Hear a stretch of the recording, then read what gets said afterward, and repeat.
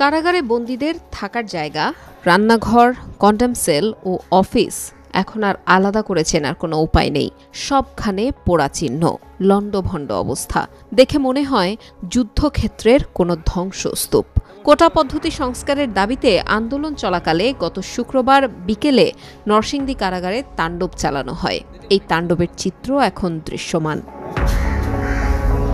ঘটনার বর্ণনা দিয়ে আসামিরা ও কারারক্ষীরা জানান, বিকেলে 4:15টার দিকে মুহুর্মুহু ইট পাটকেল ছুটতে ছুটতে নরসিংদী জেলা কারাগারের 2 দিকের ফটক ভেঙে ভেতরে ঢোকে দুর্বৃত্তরা। এ সময় পেট্রোল বোমা মারা হয়। এতে কারাগারের ভেতরে নানান জায়গায় আগুন ধরে যায়।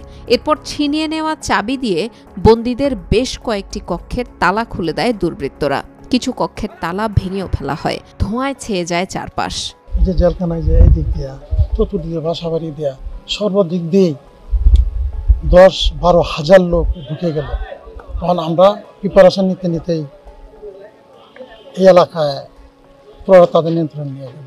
এইভাবে প্রত্যেকটা রুমে, প্রত্যেকটা আসামির রুমগুলাতে ভাঙচুর করে সকলকে বের করে দিয়ে লুটতরাজ, একদম এমন কোনো রুম নাই যে ভাঙচুর করা হয় নাই। তো এইটা এমন আন্দোলন আমার যুক্তিতে আসে না। প্রত্যক্ষদর্শীরা জানিয়েছেন, হামলাকারীদের হাতে লাঠি, দেশীয় অস্ত্র ও আগ্নেয়াস্ত্র ছিল।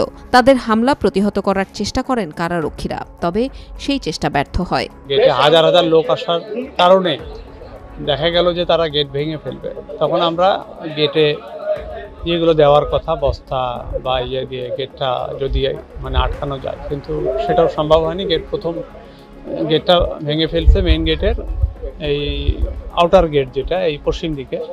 তারপরে আমরা যখন ভেতরে যাই তখন তারা ওই ভেতরের গেটটাও ভেঙে ফেলে, ইনার গেট যেটা বড় মেইন গেটের ভেঙে ফেলে।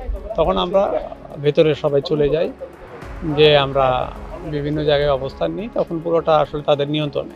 2টা গেট আমাদের, এদিক আর এদিক, অতর্কিতভাবে একদম মুহুর্মুহু লোক চলে আসছে। লোক চলে আসা এদিক দৌড়াচ্ছে, ইট পাটকেল মারতেছে, ভাঙচুর করতেছে, আগুন দিতেছে। সে একটা অরাজকতা পরিস্থিতি যেটা বলে সেটা। আমাদের এই দিক দিয়ে পুড়ে ফেলছে, আমাদের নিচতলা পুড়ে ফেলছে, উপরতলা লুটতরাজ করে সবকিছু আগে প্রথমে সবকিছু নিয়ে নিছে, টাকা পয়সা, ফোন টোন যা ছিল সবার কাছ থেকে কাইটা টেনে নিয়ে গেছে। হামলার পর আসামি ছিনিয়ে নিয়ে যায় দুর্বৃত্তরা। সেই সাথে 9 জন জঙ্গি আসামিও পালিয়ে যায়। এছাড়া অস্ত্রাগার ও কারারক্ষীদের থেকে 85টি অস্ত্র ও 8150টি গুলি লুট করা হয়। 3টার দিকে বা 2:30টার দিকে এই গেটের মাথায় সমানে আওয়াজ হইতেছে। পরে শুনি গেট এক পর্যায়ে ভাঙ্গা লাইছে তারা। গেট এক পর্যায়ে ভাঙ্গা যত আসামি আছেন সব আসামিগো তালা খুললা মনে করেন সাইডে দিছে। আসামি ছিল 826, সবাই চলে গেছে। তার মধ্যে ছিল আপনার আনসারুল্লাহ বাংলা টিমের 7 জন, আর 2 জন মহিলা ছিল জেএমবি। আইনশৃঙ্খলা বাহিনী বলছে, মূলত বন্দীদের ছিনিয়ে নেওয়া, কর্মকর্তা কর্মচারীদের মূল্যবান সবকিছু ছিনিয়ে নেওয়ার উদ্দেশ্যে এই হামলার ঘটনা ঘটে। পুড়িয়ে দেয়া হয় কারাগারের কাগজপত্র। বন্দীদের কাছে থাকা 10 থেকে 12 লাখ টাকা ছিনিয়ে নেওয়া হয়। গত 140 বছরের ইতিহাসে আসামি বিদ্রোহের ঘটনা থাকলেও বাহির থেকে এসে আসামি ছিনিয়ে নেওয়ার ঘটনা এটাই প্রথম। আমাদের জানমাল রক্ষার্থে আমরা গুলি করি, তারাও আমাদের উপর ব্যাপক সংখ্যক গুলি বর্ষণ করে। 3.5 ঘন্টার পরে তারা পিছু হটতে বাধ্য হয়।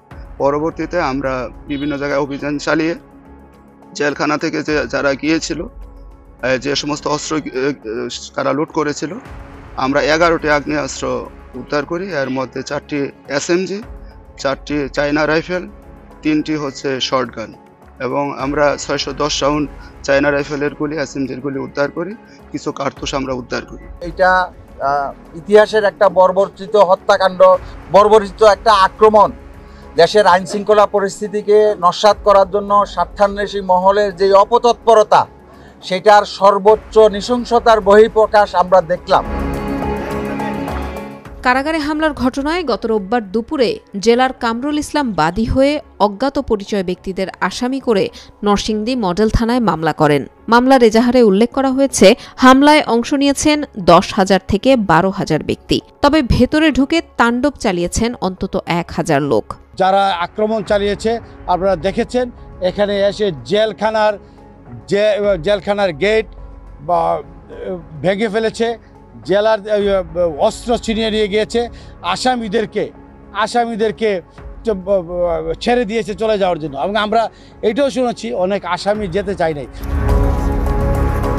নরসিংদী জেলার কারাগারের জেল সুপার আবুল কালাম আজাদ ও জেলার কামরুল ইসলামকে সাময়িক বরখাস্ত করেছে স্বরাষ্ট্র মন্ত্রণালয়ের সুরক্ষা বিভাগ।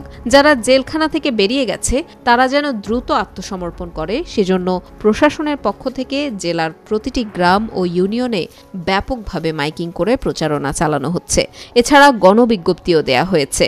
সমস্ত রেজিস্টার আদি কাগজপত্র, তাদের রেশন, অনেক কিছু থাকে এখানে, কোনো জিনিসই নাই, সেগুলো পুড়িয়ে দিয়েছে।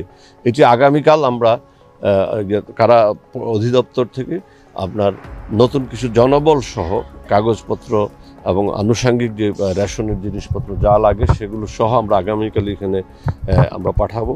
তারা এখানে এসে পৌঁছানোর পর এবং এর মধ্যে আমাদের এখানকার যে রিপেয়ার ওয়ার্কের যে জিনিসগুলো রয়েছে সেগুলো এর মধ্যে সবটা সম্পন্ন হবে না, বাট একটা মিনিমাম একটা রিকোয়ারমেন্টটা ফুলফিল করে আমরা যেন এটা ফাংশনাল করতে পারি সেই বিষয়ে আমরা কার্যক্রম গ্রহণ নিচ্ছি। বৈষম্য বিরোধী চাকরি প্রাপ্তির জন্য যে কোমলমতি ছাত্ররা আন্দোলন করছিল সেই আন্দোলনটাকে তারা ক্যাপিটালাইজ করে এর সঙ্গে মূলত বিএনপি জামাতের সন্ত্রাসী যারা তারাই এই নৈরাজ্যটা সৃষ্টি করেছে, এ বিষয়ে কোনো ডাউট নাই। এবং প্রত্যক্ষ প্রমাণ আছে, তারা মাঠে নেমেছে এবং এই কয়দিন ধরে যাদের সঙ্গে ফাইট হচ্ছে এখানে কিন্তু কোনো ছাত্র নাই, এখানে বয়স্ক, বৃদ্ধ, মাঝবয়সী, টোকাই ইত্যাদি ইত্যাদি, অর্থাৎ যারা সন্ত্রাসী কর্মকাণ্ড করতে পারে ছাত্র বাদ দিয়ে তারাই কিন্তু এখানে অংশ নিয়েছে। সুতরাং এটি আর ছাত্রদের আন্দোলন নাই, ছাত্ররাও কোটা বিরোধী ছাত্ররা তারাও কিন্তু বলেছে যে কোনো দুষ্কৃতিকারীদের সমর্থন আমরা প্রত্যাশা করি না এবং তারা আমাদের সাথে নাই।